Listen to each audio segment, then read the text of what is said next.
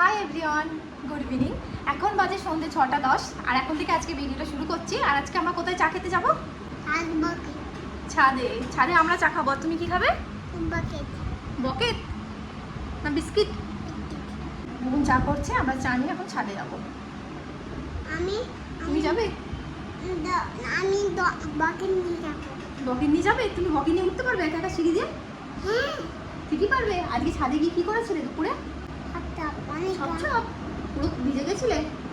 কেমন জল করছিল? গরম চা হলো? আর এই যে আমাদের ছাদে চা খেতে যাওয়ার তোড়জোড়। কাগজের কাপ ছিল বাড়িতে। চলো। কি করছে? নামো। অফ করো, অফ করো। চলো দেখাচ্ছি আজকে